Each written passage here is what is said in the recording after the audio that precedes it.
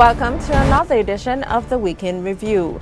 This SKNIS produced program intends to highlight the top stories of the Government of National Unity for the past week.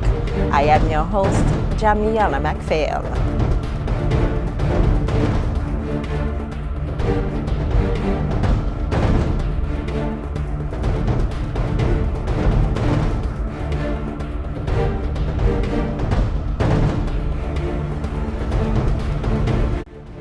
Proposals are being considered by the Government of National Unity to construct a bridge to connect St. Kitts and Nevis. This would bring greater ease of travel between the twin islands. At a recent town hall meeting called Discussions for Prosperity in St. Peters, Minister of Public Infrastructure, the Honorable Ian Patches-Liebert, announced that there are two proposals awaiting consideration by the federal cabinet. Minister Liebert said that this project will bring the people of both islands closer together. It will also facilitate greater inter-island travel. We have two proposals which the cabinet will soon consider. We're going to bridge the islands of St. Kitts and Nevis.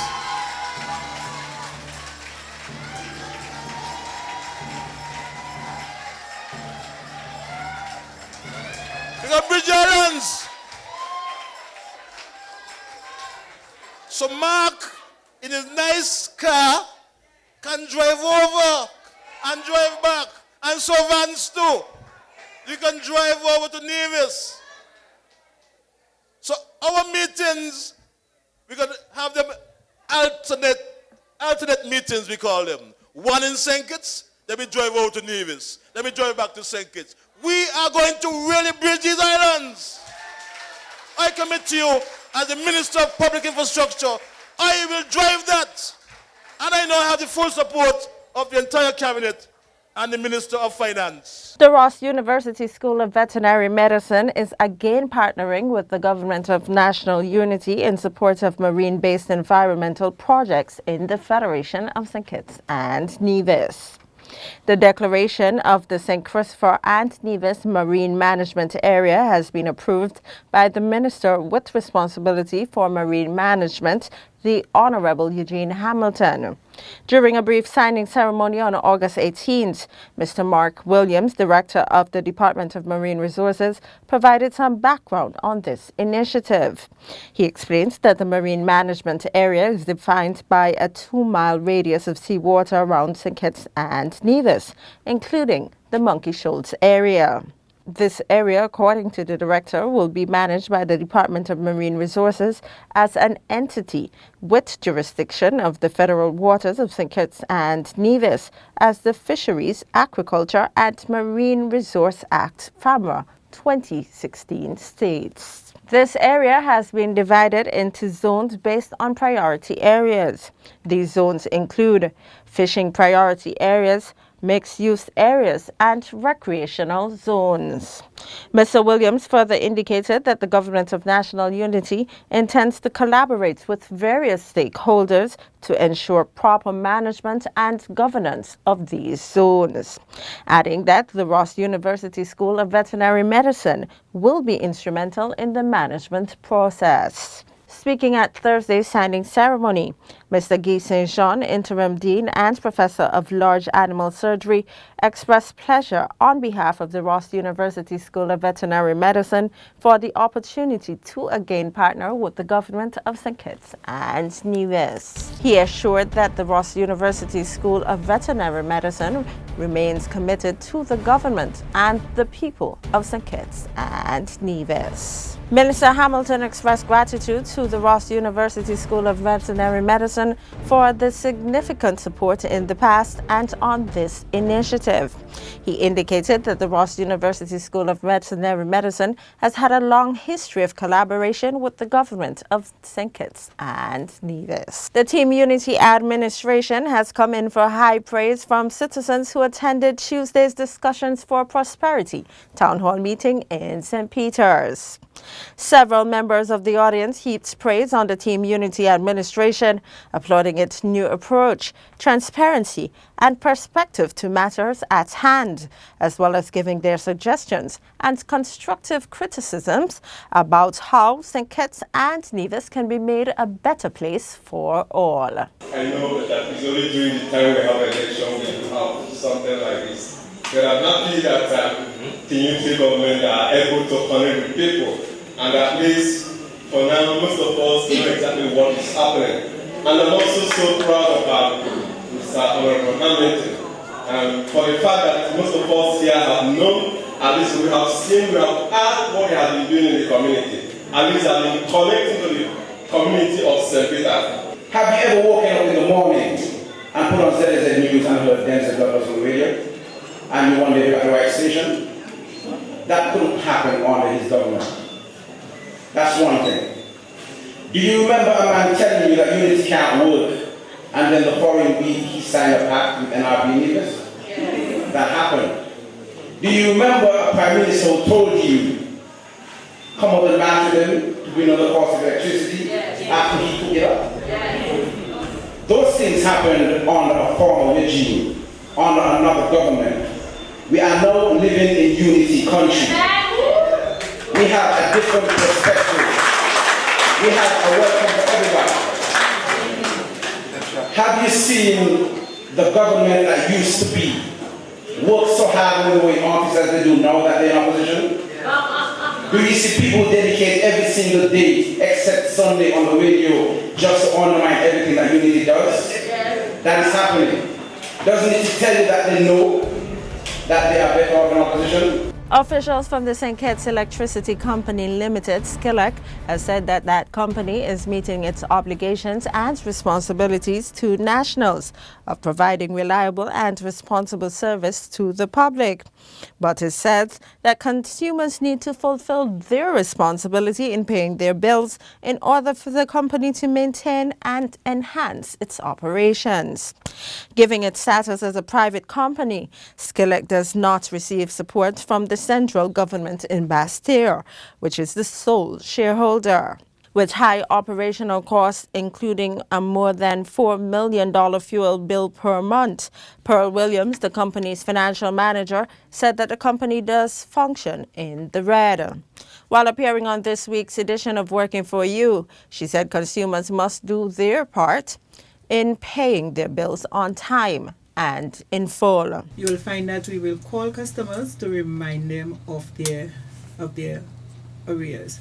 Once customers come in, we advise and we encourage persons to sign up salary deductions. We ask customers to do post-dated checks. We ask customers to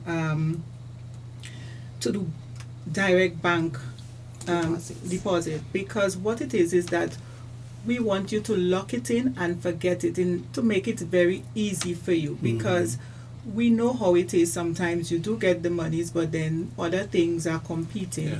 So we want persons to recognize that your electricity is a priority, just like any other bill that you have. If you have a hire purchase, you have a mortgage, if you're a business person, you have to look at your electricity as one of the things that is important. At present, some persons look at it, like I said before, it is the government. So we will pay everything else and we will pay the electricity last. That is why SKNIS spent quite a bit of time and money to educate customers. You will notice that we've been running the ads on ZIZ, for instance, for months, if not years now, if not at least a year, months now, trying to encourage customers to come in, because we know that the next step, which is what we are doing right now, is disconnections. SKNIS Public Relations Officer Mr. Gawain Freights said in order for that company to continue improvement projects, consumers must meet their obligations to the company, which in turn will pass on these benefits back to consumers. It's just think of it as like hire purchase without paying an interest. Right.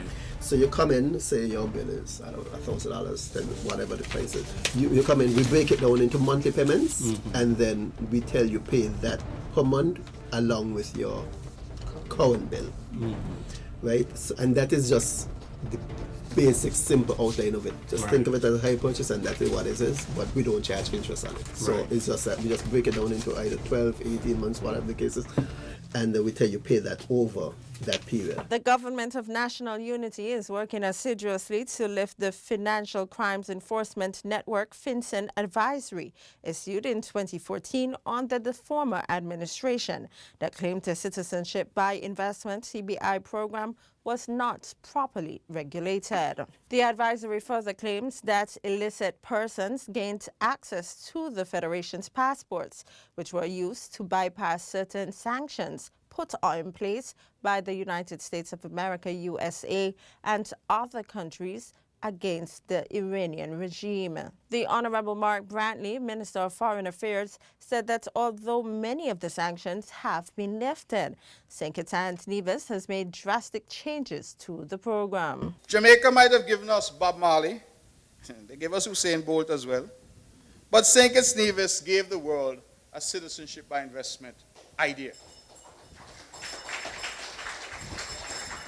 And despite what you hear, despite the criticisms that would have come, when this little country of 50,000+ people pioneered this particular approach to national development, nobody else was doing it. And we have pioneered it, we have matured it to a point now where other countries in the Caribbean, Dominica, Antigua, St. Lucia, Grenada, they're now taking note and trying to do likewise. We have pioneered it to the point where it's not just the Caribbean. We have countries like Portugal, countries like Malta, also doing something similar. Our good friends in Canada, despite sometimes what they may say, they have and have had a similar program. That is why when you go to places like British Columbia, you see more Chinese there than you see people from other destinations. The great United States of America, they have an EP5 visa program. I hope I got the name right. And they use that program to encourage what? Investment in the United States. And if you invest and you invest sufficiently, you get the right to live and work there, which gives you a path to citizenship. And in more news, as minister who is tasked with the responsibility and has been entrusted to take care of the safety and security of the Federation's airports through the Ministry of Aviation, the Honorable Mark Brantley has expressed his delight in the operations of those facilities for the past 18 months since he assumed that post. Minister Brantley said that he has been working with the Minister of Tourism, the Honorable Lindsay Grant, to increase airlifts into St. Kitts and Nevis. I have also, with my brother Lindsay Grant, been instrumental in negotiating and concluding the negotiations of the coming of United Airlines directly into St. Kitts from New Jersey. Not only that,